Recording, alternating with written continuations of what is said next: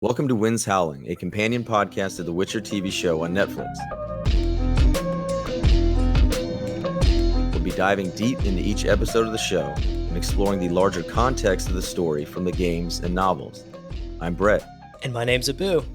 And this is take 3 of what we tried to do, and we're at the end, and it took us a bit to have some technical difficulties. Yeah. But we're here, and we're ready to wrap up the season. Yes, I am stoked. We have finally made it to the end of the season. But before we dive into this episode, which there's a lot to discuss here, as usual, as we've done for every episode thus far, you know the drill. Let's start with a recap, and then we'll get into our 3 key moments, and we'll wrap up with our final thoughts about this episode and the season at large. Geralt leaves a burning Sintra after failing to retrieve Ciri and comes upon a man burying the bodies of Nilfgaard's victims. The man is attacked by monsters, and Geralt intervenes. He defeats the creatures, but is bitten and passes out. Ciri wakes up in the place where she was attacked the night before. The bodies of her attackers are spread across the field, bloody and broken. The kind woman from the marketplace comforts her and takes her home. The rebel mages led by Tissaia and Vilgefortz arrive at Sodden Hill and plan their defense. The refugees who've taken shelter in the keep volunteer to help the mages. The night before the attack, the defenders try to relax and ease their minds with drinks and songs. Yen shares a cup of ale with Tissaia, and the two have a genuine heart-to-heart. In the Nilfgaardian camp, Fringilla tells Cahir that mages were spotted in the keep. The Nilfgaardian field marshal wants to wait for reinforcements, but Fringilla and Cahir are desperate to catch Ciri. They decide to test the mages' defenses. Thank God Yen is a light sleeper because she's awoken by a giant fucking fireball and manages to deflect it just in time. At dawn the next day, the mages prepare for the Nilfgaardian attack as an ominous fog spreads around the keep. A delirious Geralt finds himself in the man's cart, heading for his home. The man desperately tries to keep Geralt awake as he hallucinates about his childhood and his mother.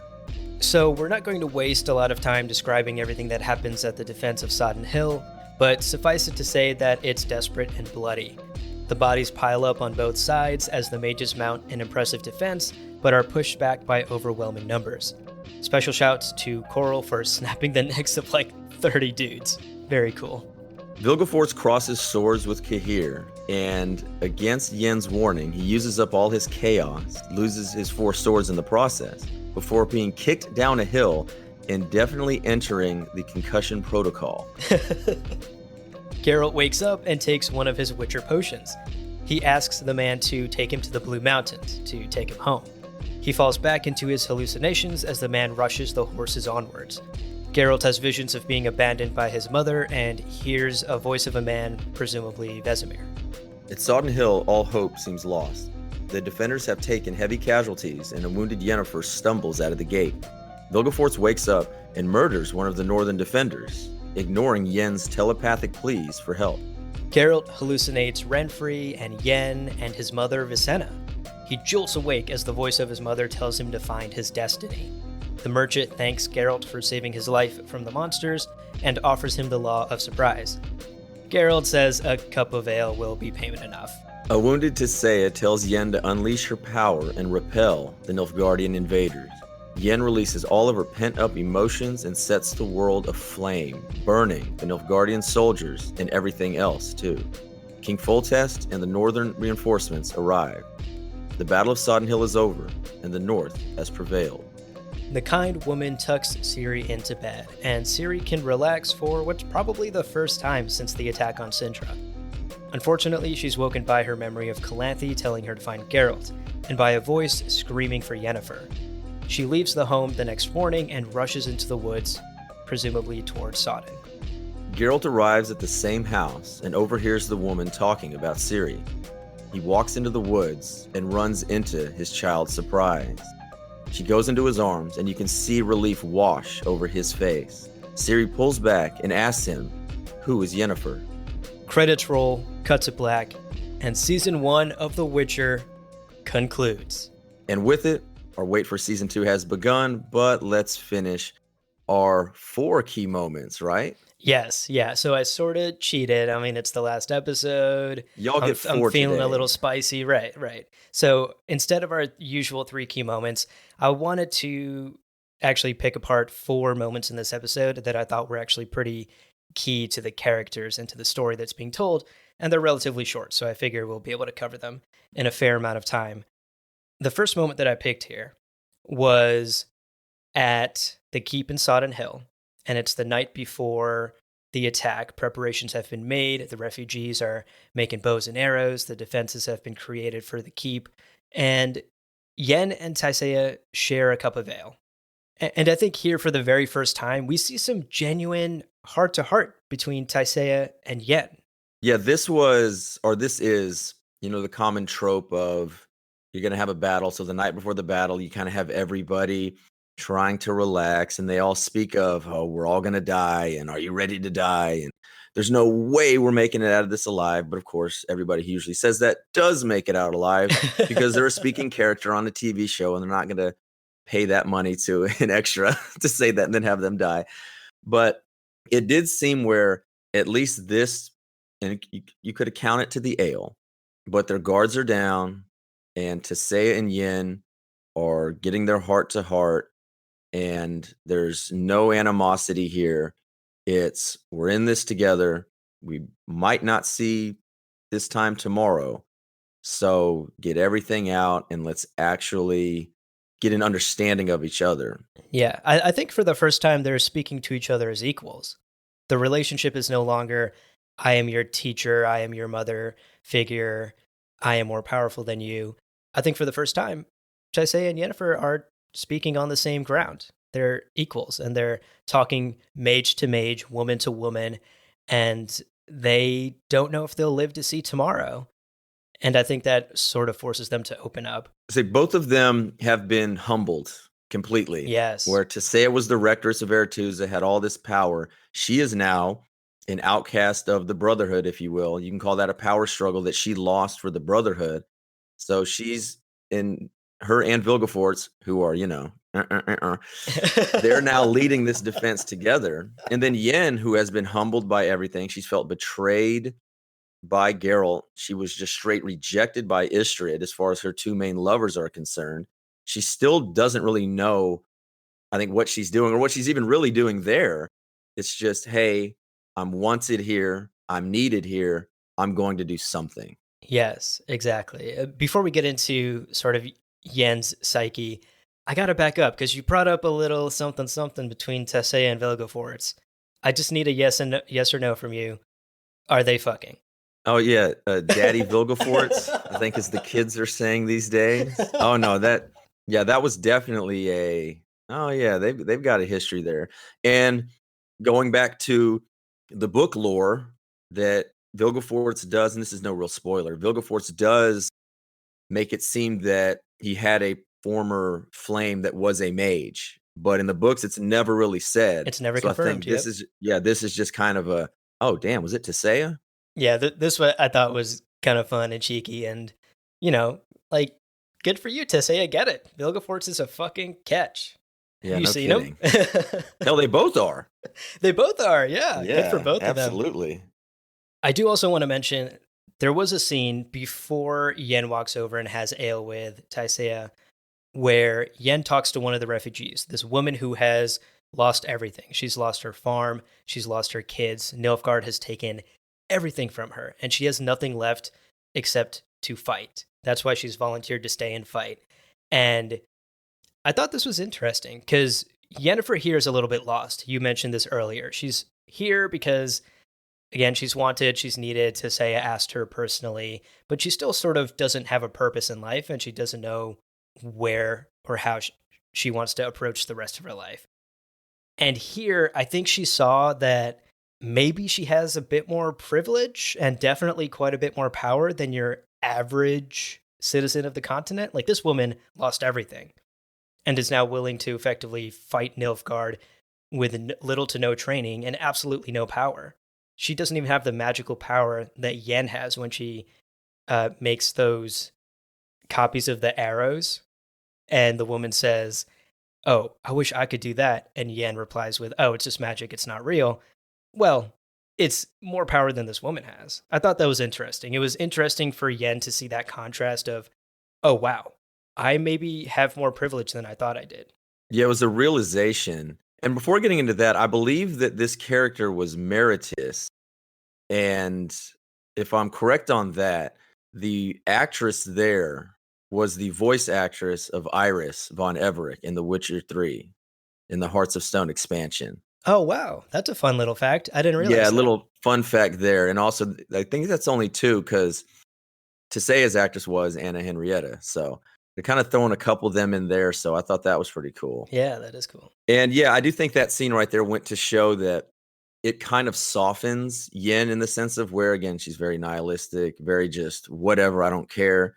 And then she sees, like, oh, yeah, I've always at least been able to fully defend myself, such as creating weapons and creating all this stuff out of literally thin air. Right. And so to see someone normal and vulnerable is kind of showing that, yeah, I am, no matter what it is, I'm of a higher class or just a higher ability of quote unquote normal people.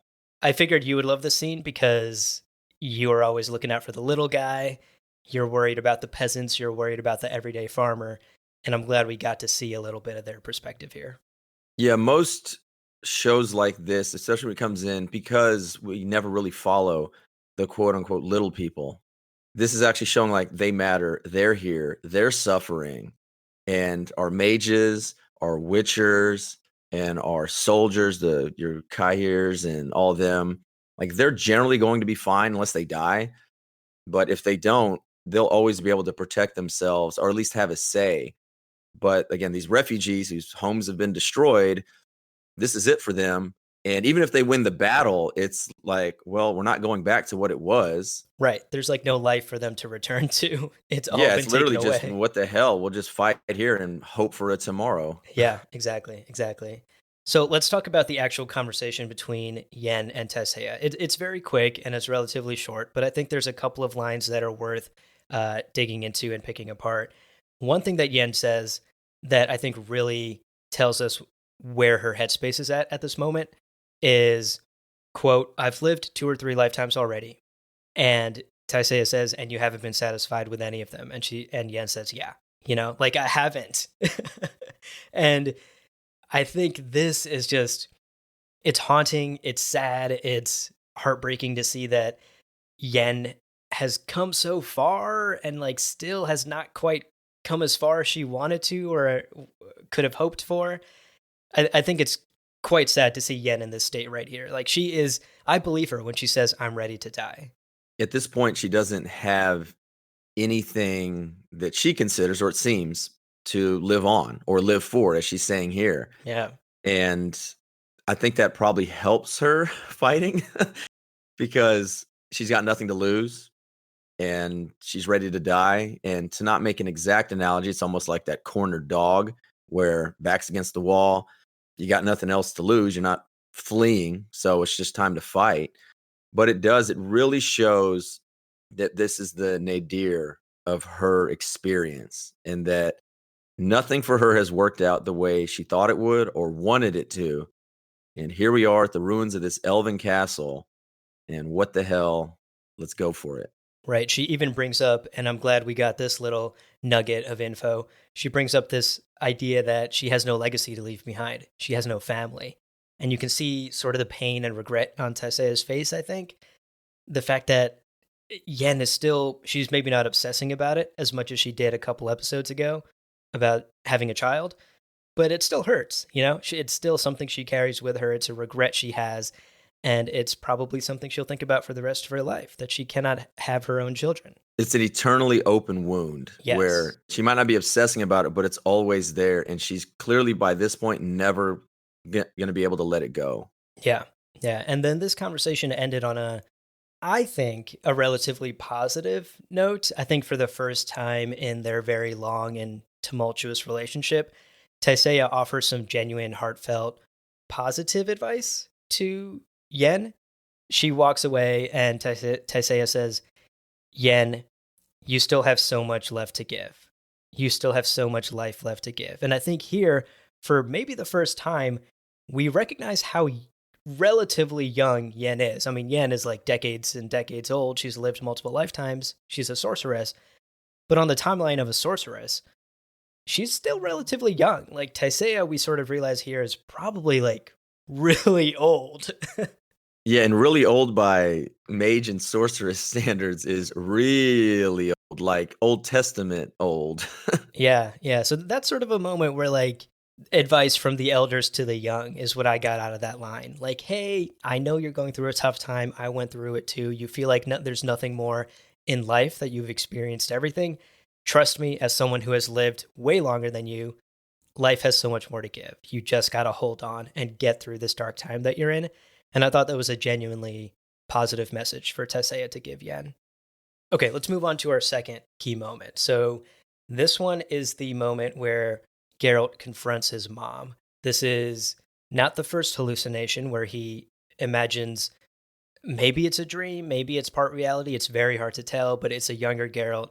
Mom is serving him like a delicious fucking looking dinner. Like that part has to be a dream. There's no way Yeah, Geralt. they ain't hurting there. Yeah. Good Lord, he's got a feast. Yeah. There's no way Geralt was eating like a king at that age. But yeah, so it's not that hallucination. The key moment that I want to talk about is actually the second time he hallucinates his mother. There's a much clearer picture. We see her face for the first time. He's wounded, and this row of women, first Renfri, then Yen, and then finally his mother, are sort of appearing and tending to his wound. And he confronts her here. And I think it's interesting. I had actually totally forgotten that this actually takes place in the books. You had to remind me. Yeah, and it's funny how there are certain things that the book readers and the purists will really harp on about certain things. And I don't ever remember hearing much about this scene from anybody. And this scene is almost exactly like from the books, from the short story that ended the Sword of Destiny. The only thing that I could think that was different was in the show, it's made it clearly seem that this was a dream. But in the books, I believe that it actually happened because it ends with Vicenna telling Geralt, "Go to sleep. Our interaction will be as a dream." And he goes to sleep. But they never mention it again.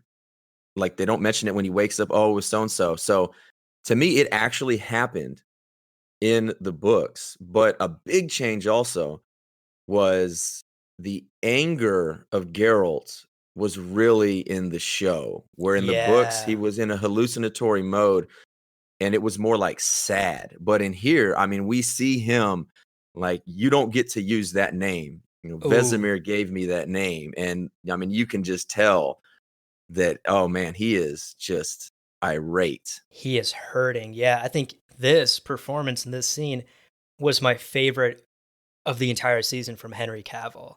He is angry. And interestingly enough, this is the first time in the entire season that we get mention of Geralt's Witcher training. He asks her, "Do you know what they do to little boys' eyes to give them Witcher eyes like I have? Do you know what the trial of grasses and the training is like?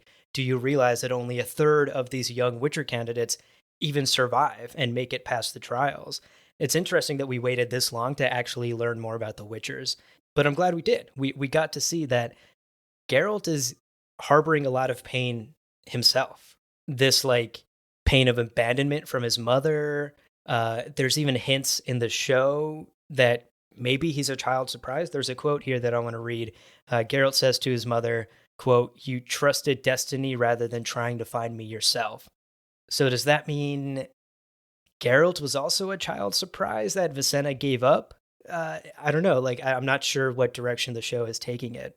It's a little different in the books, though. Yeah, in the books, as far as you know, he was just dumped off. That Yeah. just given to Vesemir, given to the School of the Wolf. But in the show, I don't know if they're just really aiming for mystery in there or if they just had to hit their destiny quota, to use that word again. That I'm not really too sure. Yeah. But I do think for them to include this scene, because this is another scene that it's inconsequential to the story, if you will. So it very easily could have been cut. Yeah. Yeah. But I think, like you said, largely inconsequential scene to the actual plot taking place in the between Geralt and Ciri and the larger story with Nilfgaard. but I think it's a very strong character moment. And I thought it was nice to sort of peel the curtain back on Geralt of Rivia and humanize him quite a bit here. What I thought was funny was when he wakes up from this nightmare and the merchant, whose name is Yurga in the books, I don't think they ever even mention his name. I think it's just merchant, yeah. Yeah, but the merchant's like, "Hey, Geralt, I'm glad you're awake. Let's get going. Also, you saved my life. How about I offer you the love surprise?" And again, spectacular acting from Henry Cavill here. Geralt's just like, "No, no, no, no, please no. Just give me some beer. Give me some ale." He just rolls his eyes. He's like, "Oh God, not again." Yeah. You just want some damn ale. Just want some ale. Quit giving him all these kids. Right. Right. Every time you want a drink, you end up getting a kid. Well, the next kid, he wants that kid, so that'll be okay. That's true. That's true. Speaking of what he's going to get once he gets to the merchant's house, Geralt, in the greatest of ironies, turns down the law of surprise, goes to Yurga's home with him, and ends up getting a surprise anyway. Ends up finding his child of surprise. And we finally get the fateful meeting between Geralt and Ciri. Yeah, and to hit on the wife and the mother, she wants the daughter. Oh, she's got this orphan that she can take in, and Ciri willingly goes there and she can help out. And they have this almost idyllic cabin in this little clearing in the woods. And while they can hear the battle and all that, it's like, well, we might be far enough out of the way that maybe nobody will come through here, which good luck with that. Right. And historically speaking. Yeah, they're going to come through there. They're always going to do that. Took over the land. But she wants a daughter, and she cannot have that daughter because we all don't get what we want.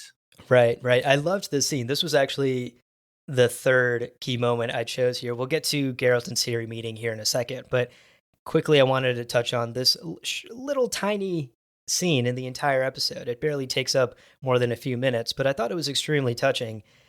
This woman is tucking Ciri into bed. For the first time, Ciri is sleeping in a bed since Sintra, since God knows how long. And you're totally right.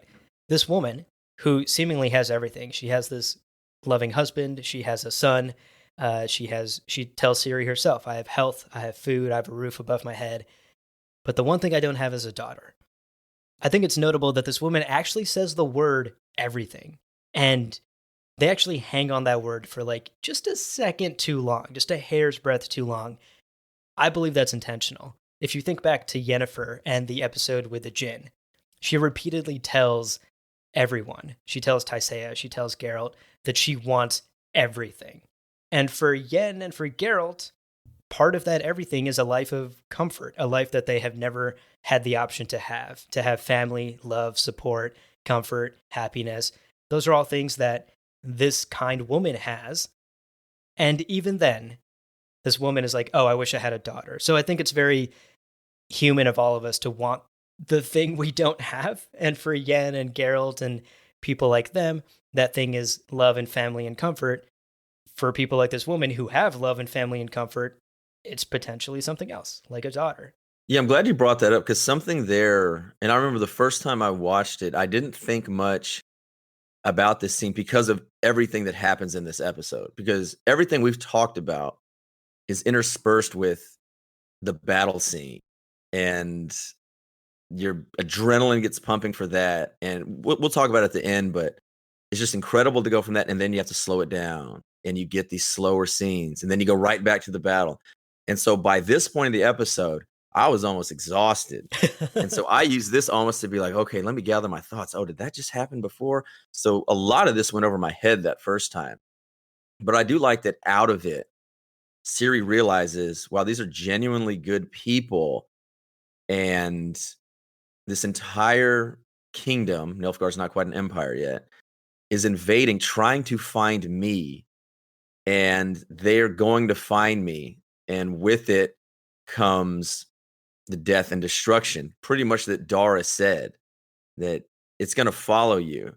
Or I think even she believed him that you just have this wake, you leave this wake of death and destruction. And she knows I'm going to bring it down on this family, and she bolts. Yeah. Okay, we're going to take a quick break here, but stick around. We'll be right back. We'll get back to your podcast on Witchers and Ghouls in just a minute. But before we do that, we would like to take you on a little trip to a galaxy far, far away. Right, Connor? Right, Jaden. On our series, we'll be jumping into the most memorable stories from the Star Wars video games, exploring their connections to the wider canon, and just generally fanboying around. We'll be tackling all the really deep questions, such as, how does a Wookiee find love? If an Ewok trips and falls in the forest but no one is around to hear it, does it make a sound? What are those tentacles on top of a Twi'lek's head used for?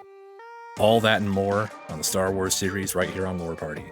Look for us on the Lore Party feed by searching for Star Wars. Thank you so much for listening, and may the Force be with you.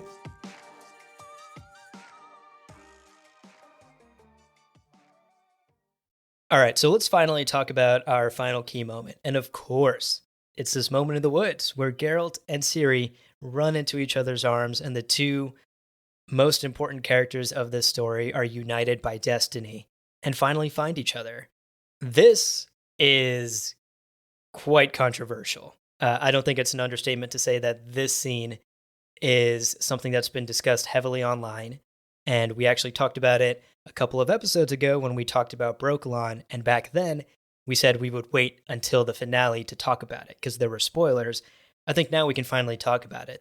The differences between the novels and the TV show when it comes to Geralt and Ciri's first meeting and the stuff in Brokilon that was changed and how that affects this second meeting here.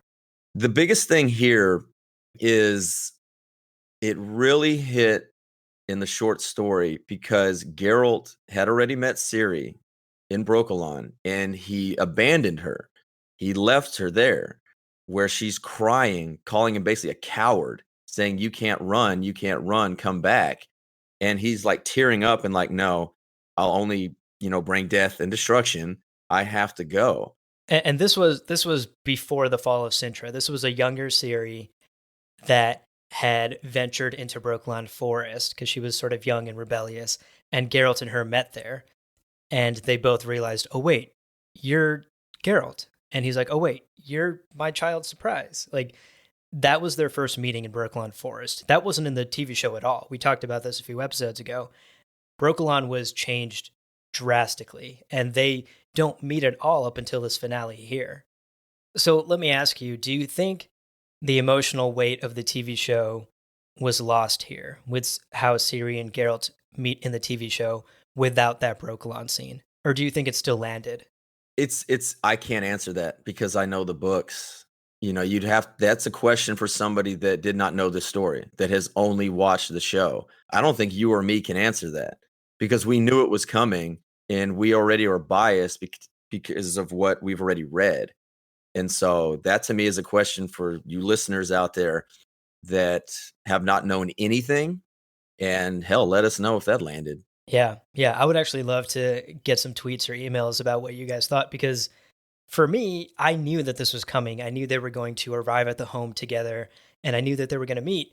But what I thought was missing and what I was hoping to get in the TV show was the title of this episode, Geralt saying much more. In the books, since they've already met, Ciri runs up to Geralt and she says, Geralt, you found me. We found each other. It's destiny.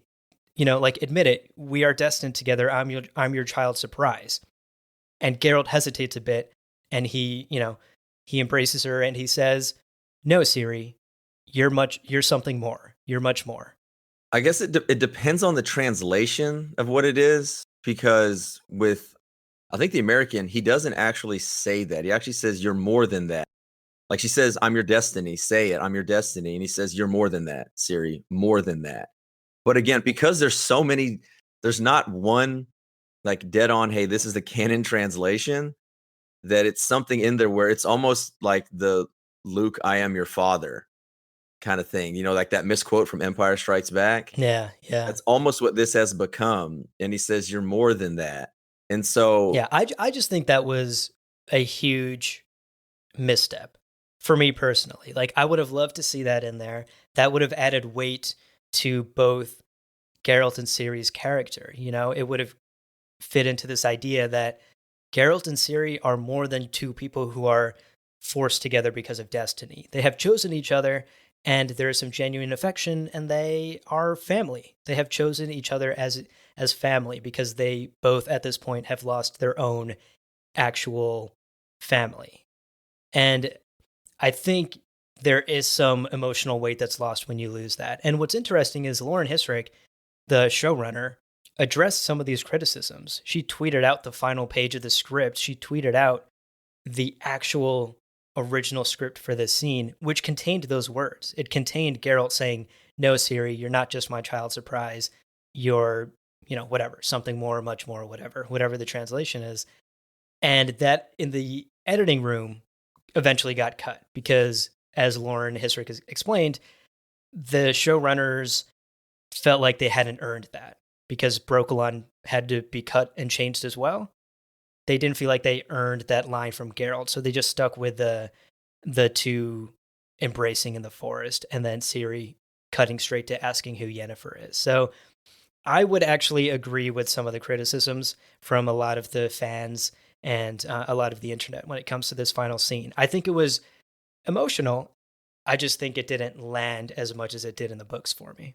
I don't think it. Yeah, I completely agree with that. And not only that, I do think the "Who is Yennefer" was almost a distraction Yes. because I would think then everybody, including me, even though we had heard before, book readers to everybody, just like, why is she asking about Yen? And instead of it Right. landing, oh my God, Ciri and Geralt are finally together.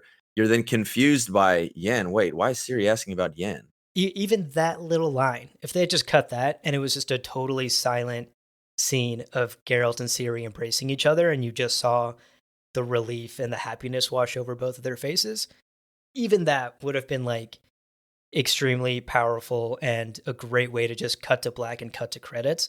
The Yennefer line, I like came out of left field and I was like, Yeah, yeah, it cuts to yeah, it pretty much ends it, and then you're sitting there like, the first thing is, wait, why is she Yen? right. Like, why did she just What? ask about Yen? Like, that should not be your reaction to that scene. Yeah, there's a whole lot of reactions and a whole lot of, oh my, this episode is incredible. But that just leaves you puzzled, like, wait, did I miss something? Did she know Yen? Yeah, it was a little weird for me. I thought there were a couple of missteps here in the final scene. So, those were four key sort of character moments that we chose to discuss and talk about today. If you noticed, we haven't at all said anything about the Battle of Sodden Hill.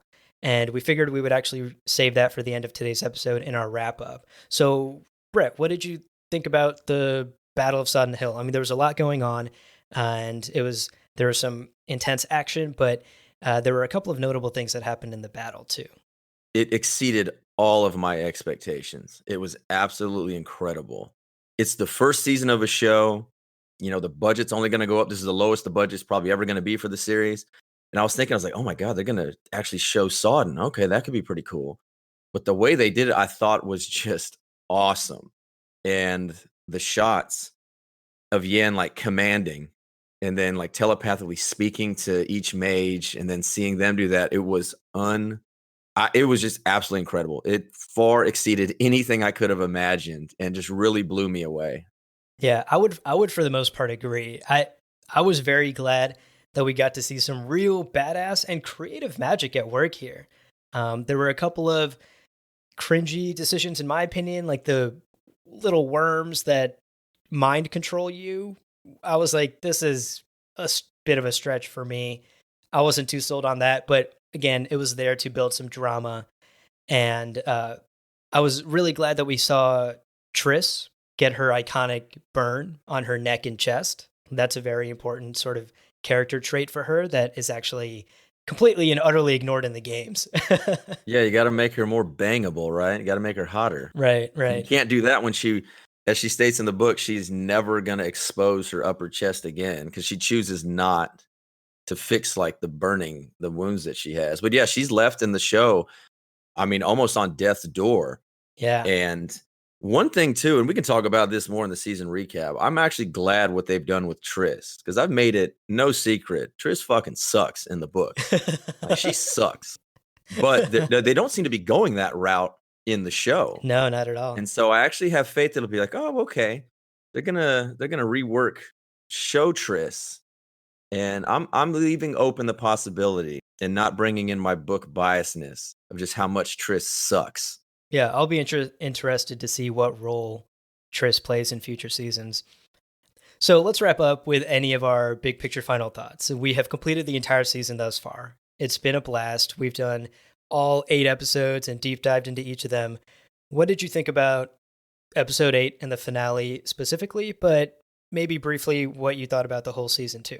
Yeah, and again, as I've stated before, I don't rank episodes. I don't do anything like that. I don't even like grading them per se with numbers or, oh, I think this was a B minus instead of a B or something. I Yeah. usually just look at it as loved it, liked it, it was okay, disliked it, hated it, just along those sense. And I absolutely loved this episode because when talking about the battle scene, especially in just about every single series, at least that I've seen, that has battle scenes, they always get better. And this is the first season, and this was incredible. The budget's only going up from here. And that's the thing. Again, there's going to be some in the future. I think we can know that. And now I'm just thinking they have set the bar so high Yeah. that I don't even know how the future ones can even almost be good now because I'm going to expect so much more. But again, if they take their time like they're doing with this season and they do it, it has a chance to be because this battle scene to me was special. It's one of my favorite of any series just because Wow. of how they did it Yeah, and the high visions praise. that they did it. Yeah, it just really hit because it also wasn't a general sword on sword clashing of armies like from the first episode. The first episode, the battle scene, Martindale, Battle of Martindale with Calanthe and Ice and all that, that was a very generic battle scene. Soldiers clashing into each other. Oh, arms getting cut off, heads getting cut off. That was like, whatever. This was something because we got to see the mages fight. And my only criticism of it would be, I wish the mages would have actually had some sort of protection, some sort of armor. Like even still, and again, I know it's a woman showrunner, so you can do it that. But like the cleavage is on full display for several of them, including Yen, and it's just one of those where I just kind of wish we would have seen some kind of battle armor, battle gear they would have had. Because I don't know, maybe Coral's arms don't get easily cut off. Right. Maybe poor Coral has a chance to survive if she's not wearing a literal robe, a kimono. Yeah, they're just in robes and like, oh, that ain't gonna stop that. Yeah. So I'll say that my love for this episode isn't quite as high as yours sounds like it is. I actually liked the previous episode much more. At the same time, that doesn't mean this was a bad episode. I am the type of person who prefers strong, powerful, intimate character moments over battle scenes. And a lot of this episode was the battle at Sodden Hill. And I agree with you, spectacularly done battle, especially within that, like, I'm sure very shoestring tiny season 1 budget that they had to work with. I thought it was creatively done. We got to see some incredible magic on display. But battle scenes generally don't really do it for me. I thought the important scenes in this episode were the really small, intimate character scenes that revealed a bit more about Geralt, that told us a little bit more about the average person here on the continent and how Nilfgaard's invasion has affected them. Those were what stuck with me, and I think we had a lot of really great character scenes in last week's episode, especially with Yen revisiting Aretuza. So this episode is not the highest for me, but I still thoroughly enjoyed it, and I think it was a very strong conclusion, despite my issues with the final scene between Geralt and Ciri and how they meet. Despite my reservations with that, I think at the end of the day, this was an extremely strong note to end the first season on, and it does nothing but make me incredibly, incredibly excited to see what season 2 holds. Hear, hear. Well, Abu, podcast or podcast, lesser, greater, middling, they're all the same. But we've completed our contract and it's time to collect our reward. So please leave us a 5-star review on Apple Podcasts and check out the other shows on the Lore Party Podcast Network at loreparty.com. You can also follow us on Twitter and Instagram at lore_party. Thank you so much for listening, and we'll see you on the path.